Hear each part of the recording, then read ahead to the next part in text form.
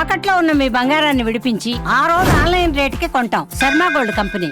అందరికీ నమస్కారం అండి. సుమన్ టీవీకు స్వాగతం. నేను గీతాంజలి. వసంత నవరాత్రులు రాబోతున్నాయి.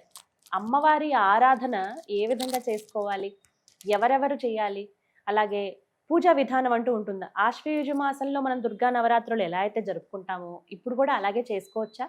మాకు కలశం ఆనవాయితీ లేదన్న వాళ్ళు మరి ఎలా చేసుకోవాలి? ఫోటో పెట్టుకుని చేసుకోవచ్చా? మాకు ఇవి ఏవి కుదరవండి, నార్మల్గా దీపారాధన చేసి చేసుకోవచ్చా? అసలు ఏమేమి పారాయణ చేయాలి, ఎటువంటి మంత్రాలు చదవాలి, ఎటువంటి నైవేద్యాలు పెట్టాలి, ఏ పుష్పాలతో మనం పూజించుకోవాలి, ఇలా ఎన్నో సందేహాలు ఆడపడుచులందరికీ ఉంటాయి కదా.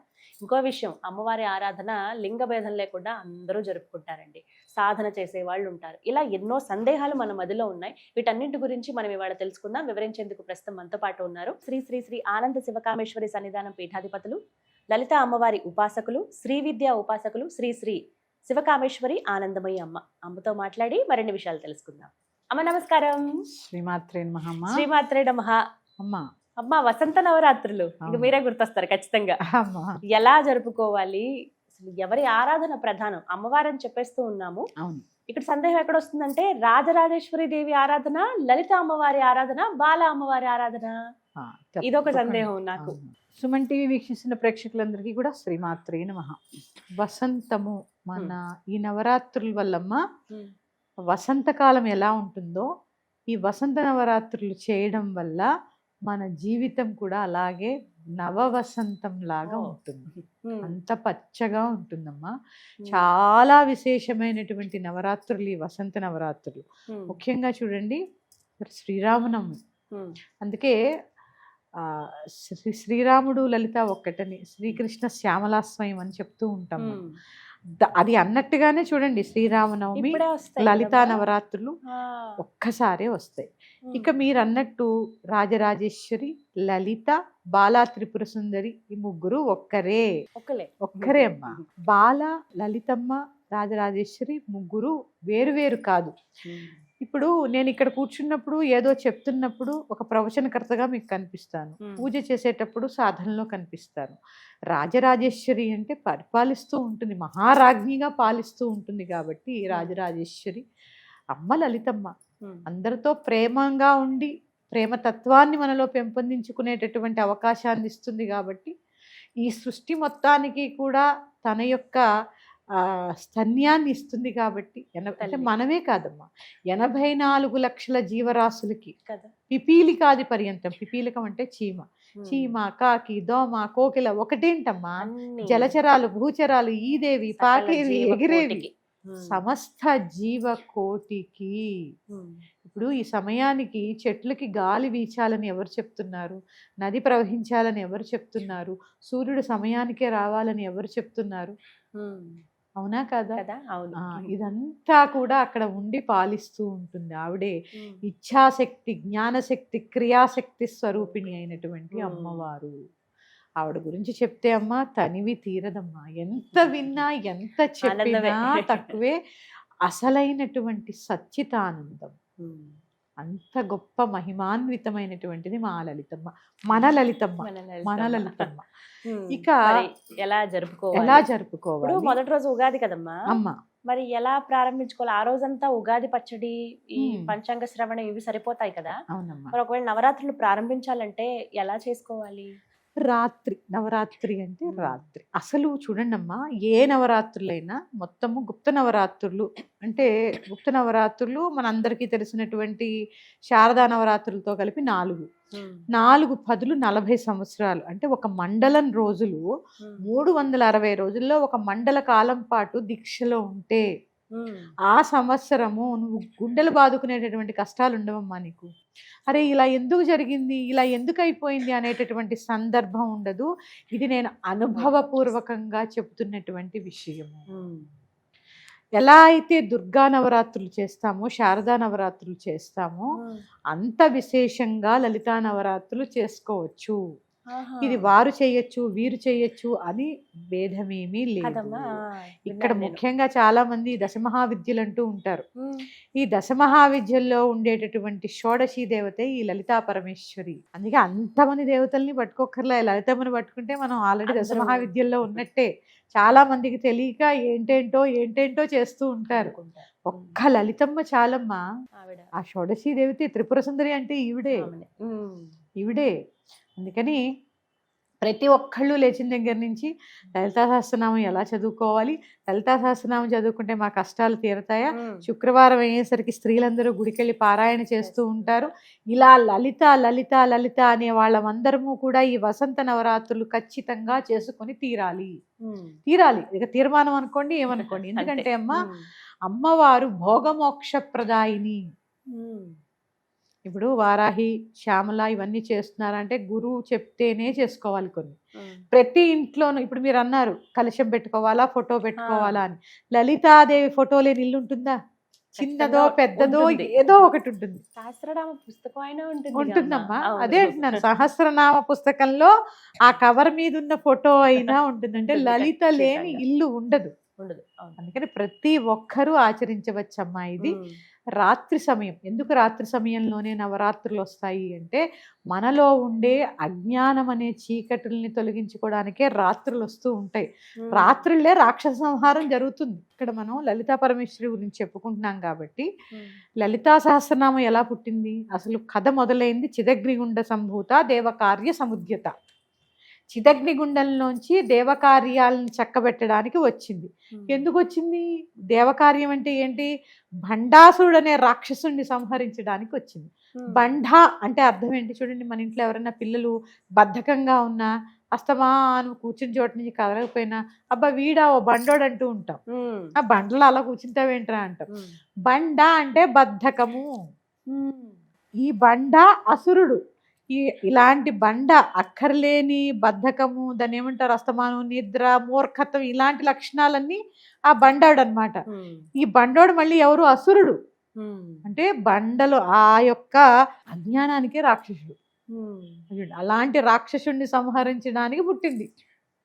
మరి అలాంటి దేవతని పూజిస్తే ఏం జరుగుతుంది అంటే మనలో ఉండేటటువంటి అజ్ఞానం అనే చీకటులు, అలాగే కాకుండా అమ్మ భౌతికంగా మనం మనుషులం కదా, ధనం కావాలి, ఆరోగ్యం కావాలి, సత్సంతానం కావాలి, పుత్రపౌత్రాభివృద్ధి జరగాలి, పిల్లలకు ఉద్యోగాలు రావాలి, ఇవన్నీ కూడా ప్రసాదించేటటువంటి దేవత లలితా పరమేశ్వరి. ఆవిడే మన సన్నిధానంలో కూడా అడుగుతూ ఉంటారు, ఆనంద కామేశ్వరి అంటే ఎవరండి అంటే, కామేశ్వరి అంటే లలితాదేవి, లలితాంబారి. ఎందుకంటే ఆవిడ ఆవిర్భావం అయిపోయి బండాసురవధ అయిపోయిన తర్వాత కామేశ్వరుడికి ఇచ్చి వివాహం చేస్తారు. ఆవిడే కామేశ్వరి అయింది. ఈ కామేశ్వరుల యొక్క వివాహం తర్వాతే మళ్ళీ సృష్టి అంతా కూడా మళ్ళీ సృష్టింపబడింది. అందుకని కామేశ్వరి అంటే ఎవరో కాదమ్మా, ఇక్కడ మా పీఠంలో ఉన్నది ఆనంద కామేశ్వరి. ఎంత నిజంగా కూడా అమ్మా, అక్కడ కూర్చుని కాసేపు సాధన చేసిన వారందరూ చెప్తారు ఎంత హాయిగా ఉంటుంది. అవడానికి చిన్నదే సన్నిధానం, కానీ ఎంతో ప్రశాంతత, ఆనందం అనేది ఖచ్చితంగా ప్రతి ఒక్కరు పొందే వెళ్తారు. అంటే ఇక్కడనే కాదమ్మా, ఎవరైతే మనసా వాచా కర్మణ ఆవిడ్ని ధ్యానిస్తారో, ఆవిడ్ని ఆరాధిస్తారో, తప్పకుండా వారికి ఆనందమే ఉంటుంది. ఆ జీవితంలో మనకు అన్ని చిన్న చిన్న ఆనందాలు, అసలైన ఆనందాన్ని చూపిస్తుంది ఆవిడ. అమ్మవారిని మళ్ళీ చెప్తున్నానమ్మా, ఎవరూ భయపడద్దు. అమ్మవారిని ఇలా పూజించకూడదు, ఇలా పూజించాలి, ఇలా పూజించాలి, అందుకే గురువులను ఆశ్రయించండి. అమ్మవారు రాజరాజేశ్వరి దేవి భోగ మోక్ష ప్రదాయిని. ఇటు భోగాన్ని ఇటు మోక్షాన్ని కూడా ఇస్తుంది.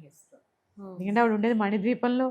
ఎంత బంగారం, ఎన్ని, అసలు ఎంత ఇది కదా, వర్ణించగలమా అసలు కదా, ఎంత ఇస్తుందమ్మా. ఇలాంటి అమ్మవారిని ఎంత కొలుచుకున్నా తక్కువే అమ్మా. మీకు అవకాశం ఉండి కలశాం పెట్టుకుని చేసుకుంటే ఏమి తప్పులే. 9 రోజులు శరన్నవరాత్రులు ఎలా చేస్తున్నామో అలాగే. ఒక్క నామం మాత్రం చెప్తాను, సర్వమంగళ మాంగళ్యే శివే సర్వార్థ సాధికే శరణ్యే త్రయంబకే గౌరీ నారాయణి నమోస్తుతే. కొంతమంది దేవి అంటారు, శరణ్యే త్రయంబకే దేవి నారాయణి నమోస్తుతే. ఆ నారాయణి కదా. నారము అంటే ఏం లేదమ్మా, నారము అంటే నీరు. సృష్టిలో అసలు నారాయణుడు ఎక్కడుంటాడు? నీళ్ల మీద ఉంటాడు. నారాయణి అంటే నీరు. మన శరీరంలో 90% నీరు. అమ్మ గర్భంలో మనం జన్మించేది ఎక్కడ? నీరుతో. అంటే చూడండి, నారము అంటే నీరు. ఈ నీరే తానే ఉండేది కాబట్టి నారాయణి. అందుకే సర్వవ్యాపకం. ప్రపంచం ప్రళయంలో మునిగిపోయేది దేంతో? నీటితో. అంటే ఆ జీవశక్తే అమ్మ. మనలో ఉండే ఆ జీవశక్తి, ఆ నీరు ఏదైతే ఉందో ఆవిడే నారాయణి. ఈ నారాయణ్ణి ఎంత కొలిస్తే మన ఆరా అంత క్లెన్స్ అవుతూ ఉంటుంది. కుదిరితే ప్రతిరోజు లలితా సహస్రనామ పారాయణ చేయండి, లేదా నేను చెప్పినటువంటి శ్లోకంతో 16 ఉపచారాలు చేసుకోండి. పెద్ద పెద్ద నివేదనలు అవసరం లే, ఏమీ లేదు, పానకం వడపప్పు కూడా పెట్టచ్చు. అవునమ్మా, అసలు నైవేద్యాల గురించే చాలా వరకు ఆలోచిస్తూ ఉంటారు, ఏమేం పెట్టాలి అంటే. ఉంటుంది కోరిక అందరికి. అవును, సమయం ఉండాలి కదా. అది కూడా ఇప్పుడు దసరా అనుకోండి, దుర్గాష్టమనో నవమనో దశమనో సెలవులు ఇస్తారు. ఇప్పుడు ఇలాంటి కాలాల్లో సెలవులు కూడా ఉండవు కదా. ఏంటంటే ఇప్పుడు పరీక్షల సమయం, ఇది కూడా కొంత ఉంటుంది కాబట్టి తల్లులకి. అవునమ్మా, అందుకని ఏమీ ఇదవ్వకండి.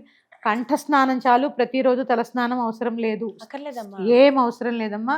గృహిణికి గ్రహణ కాలాల్లోనే లేవమ్మా గృహిణులకి తల స్నానాలు, కంఠ స్నానం చాలు.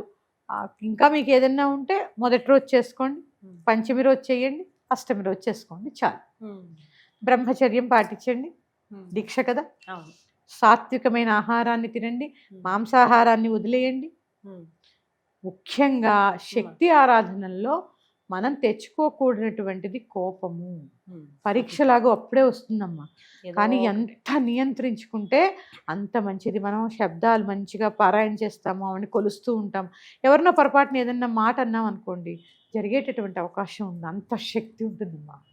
అని చాలా తేలిగ్గా తీసుకుంటారు నవరాత్రులు, కానీ అంత శక్తి వస్తుంది. అది మీ మంచిగా ఉపయోగించండి, ప్రశాంతంగా ఉండండి, కాసేపు ధ్యానం చేసుకోండి. ఈ నవరాత్రులు ఇప్పుడు చాలా మంది చెప్పిన యుద్ధము, ఈ బాధలు, ఇప్పుడు చూడండి హోటల్ రంగం మూతపడిపోయింది. నేను ఒక నామం చెప్తానమ్మా, ఈ 10 రోజులు కూడా ఎంత వీలైతే అంత జపం చేయండి. చుట్టూ ఉన్నటువంటి సరౌండింగ్స్ మారేటటువంటి అవకాశం ఉంటుంది. మళ్ళీ ఇబ్బందుల్లోంచి ఇక్కట్లలోంచి మీరు బయటపడేటటువంటి అవకాశం ఉంటుంది. నిజారుణ ప్రభాపూర మజ్జత్ బ్రహ్మాండ మండల. తర్వాత ఓం, దీనికి ఓం శ్రీ నిజారుణ ప్రభాపూర మజ్జత్ బ్రహ్మాండ మండలాయై నమో నమః. చక్కగా ఇప్పుడు నేను ఎలా అయితే ఉచ్చరించానో ఒక్కొక్క శబ్దాన్ని అనుభవిస్తూ ప్రశాంతంగా కూర్చుని ఈ నామాన్ని చేసుకోండి. ఇంకా మాకు ఆర్థిక ఇబ్బందులు ఉన్నాయి, ఇంకా ఈ 10 రోజులు కూడా ఈయన ఇంకొక నామం చెప్తాను తప్పకుండా. ఓం శ్రీ సంపత్కరీ సమారూఢ సింధురవ్రజ సేవితాయై నమో నమః. ఈ నామాన్ని చక్కగా ప్రశాంతంగా ఈ నామాన్ని చేస్తూ కూడా మీ శ్వాస మీద ధ్యాస పెట్టి ఆ దహరాకాశ రూపిణి, అమ్మ ఎలా ఉంటుందమ్మా, దహరాకాశ రూపిణి అంటే ఆకాశం ఎంత ఉంటుందో అంటుంటుంది. అందుకే ఎప్పుడైనా నేచర్ని ఎంజాయ్ చేస్తే అమ్మ కనిపిస్తూ ఉంటుంది. ఎన్ని విచిత్రాలమ్మా, పగలు కూడా నక్షత్రాలు చందమామ కనిపిస్తూ ఉంటాయి. అందుకని ఆవిడ ఉండేటటువంటి స్థలం అది. చక్కగా ఆ దహరాకాశ రూపిణిటువంటి అమ్మని ఇంత ఊహించుకోవద్దు, ఆవిడ పాదమే మనం అంత ఊహించుకుంటే ఆవిడ ఎంత ఉంటుందో అంత ఊహించుకోండి. అంతకన్నా ఎక్కువ మన ఊహకి రావాలి, ప్రాక్టీస్లో వస్తుంది. అలా ఊహించుకుని చక్కగా అమ్మని కూర్చోండి, చక్కగా ధ్యానించండి, చక్కగా ఈ నామం చదువుకోండి.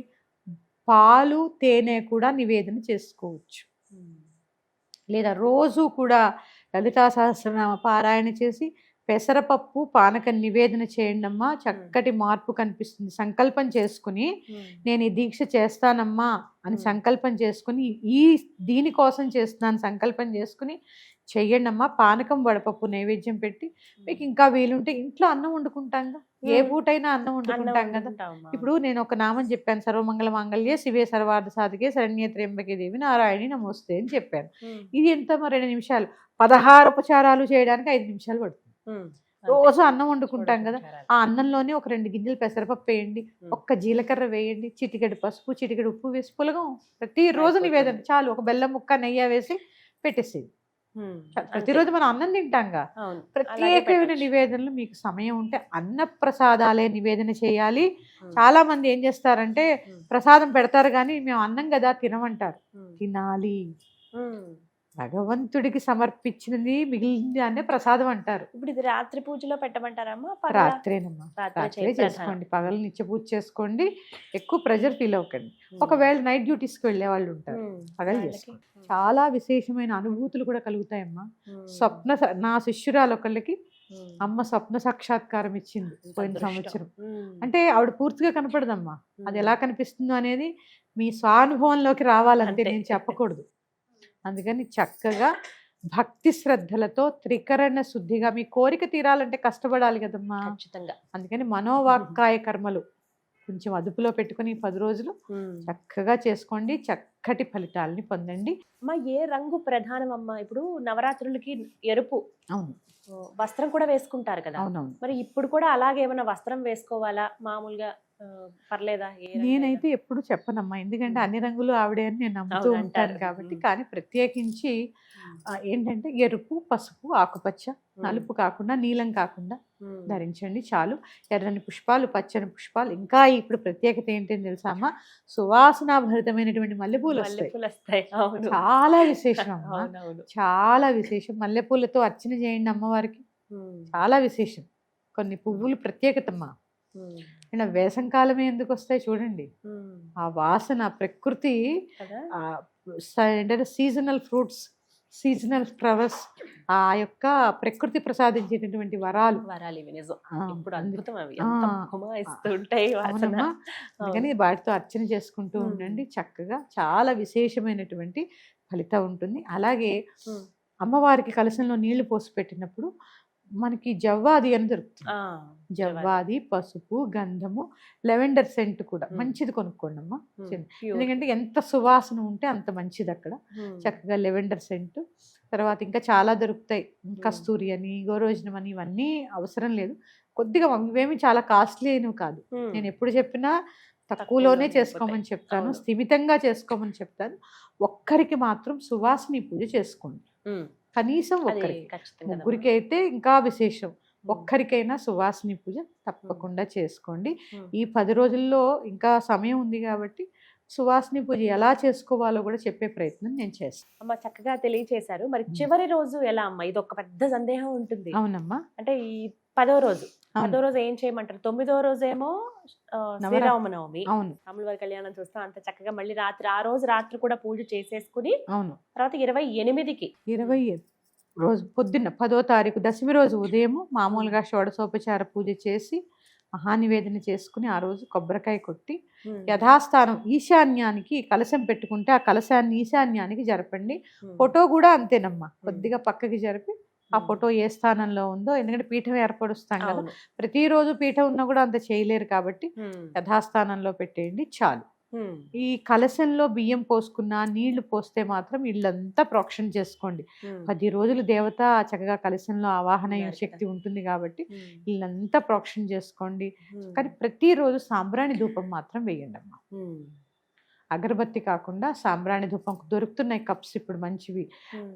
ఏదో మామూలు కాకుండా అషిక అని ఒకటి దొరుకుతుందమ్మా, చక్కగా అది వేయండి. లేదంటే అంబికా వాళ్ళది కప్పు వచ్చి సాంబ్రాణి వస్తుంది, అది కూడా చాలా బాగుంటుంది, అది వేయండి. అంతే తప్ప ఈ అగరబత్తులు ఇలా కాకుండా, అగరబత్తులు పీలిస్తే కూడా పడ్డం లేదు.